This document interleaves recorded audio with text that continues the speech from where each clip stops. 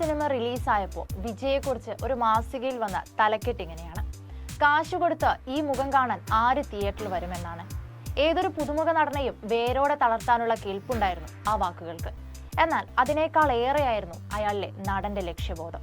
സിനിമയിൽ പിടിച്ചു നിൽക്കാൻ സംവിധായകനും നിർമ്മാതാവുമായ അച്ഛന്റെ മേൽവിലാസം അവനൊന്ന് പോരായിരുന്നു. കാരണം ഗോഡ് ഫാദർ ഉണ്ടായിട്ട് പോലും പല താരങ്ങളും വീണുപോയിടത്തായിരുന്നു അവന്റെ തുടക്കം. ഒരിക്കലും ആരും വാഴ്ത്തിപ്പാടിയ തുടക്കമായിരുന്നില്ല വിജയുടേത്. പക്ഷേ തളർത്തിയവർക്ക് മുന്നിൽ ഇളയ ദളപതിയിൽ നിന്നും തമിഴ് മക്കളുടെ ദളപതിയായുള്ള വളർച്ച ഏതൊരു സിനിമാക്കാരെയും അസൂയപ്പെടുത്തുന്നതാണ്.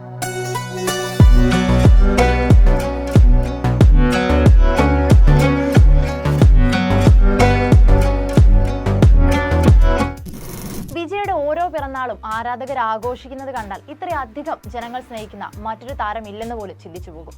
അതിന് കാരണം അദ്ദേഹത്തിന്റെ സിനിമകൾ മാത്രമല്ല, അദ്ദേഹത്തിന്റെ നിലപാടുകൾ കൂടിയാണ്. അതുകൊണ്ട് തന്നെയാണ് സിനിമ പൂർണ്ണമായി ഉപേക്ഷിച്ച് രാഷ്ട്രീയത്തിലേക്ക് ഇറങ്ങുമ്പോഴും തമിഴ് മക്കൾ വിജയ്ക്കൊപ്പം തന്നെയുള്ളത്. ഇപ്പോൾ ഹിറ്റല്ലാതെ മറ്റൊന്നും പ്രതീക്ഷിക്കാനില്ലാത്ത വിജയുടെ തുടക്കം പക്ഷേ ഹിറ്റുകളിൽ നിന്നായിരുന്നില്ല. അച്ഛന്റെ സിനിമകളിൽ ബാലതാരമായി വന്ന വിജയ് നായകനാകുന്നത് 1992 നാളെ തീർപ്പ് എന്ന ചിത്രത്തിലൂടെയാണ്. രൂക്ഷമായ നിരൂപണങ്ങൾ വന്നെങ്കിലും തളരാൻ തയ്യാറല്ലായിരുന്നു. തുടർച്ചയായി സിനിമകൾ ചെയ്തു. റൊമാൻറ്റിക് സിനിമകളായിരുന്നു കൂടുതൽ. പതുക്കെ പതുക്കെ പ്രേക്ഷകർ വിജയെ ഇഷ്ടപ്പെട്ടു തുടങ്ങി.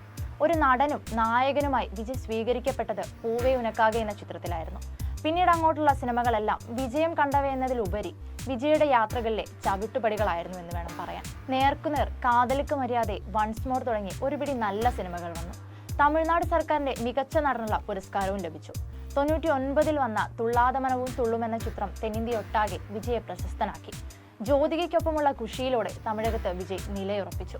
നൃത്തത്തിലെ മെയ്വഴക്കവും റൊമാൻസിലെ തന്റേതായ ശൈലിയും ആക്ഷനും എല്ലാം ചേർന്ന് വിജയ് ചിത്രങ്ങൾക്കൊരു അഡ്രസ് ഉണ്ടാവാൻ തുടങ്ങി. വിജയുടെ സിനിമാ പാട്ടുകളും മാസ്റ്റർപീസ് സ്റ്റെപ്പുകളും തമിഴകം ഏറ്റുപിടിച്ചു.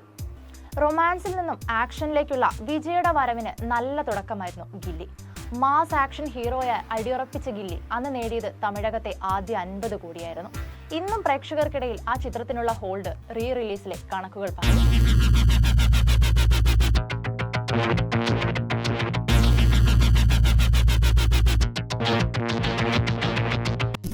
പോക്കിരിയുടെ വിജയത്തിന് ശേഷം വിജയ് ചിത്രങ്ങൾ പതുക്കെ പതുക്കെ പരാജയം നേരിട്ടു തുടങ്ങുകയായിരുന്നു.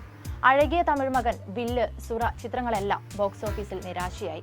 രക്ഷകൻ എന്ന ലേബലിൽ കുടുങ്ങിക്കിടക്കുകയായിരുന്നു വിജയ് അന്ന്. ഒരു തിരിച്ചുവരവില്ലെന്ന് പോലും പലരും പറഞ്ഞിടത്തു നിന്ന് വിജയെ പിടിച്ചുയർത്തിയത് ദിലീപ് ചിത്രത്തിന് റീമേക്കായ കാവലനായിരുന്നു. പിന്നെ അടുത്തടുത്ത വിജയങ്ങളിലൂടെ തിരിച്ചുവരവ്.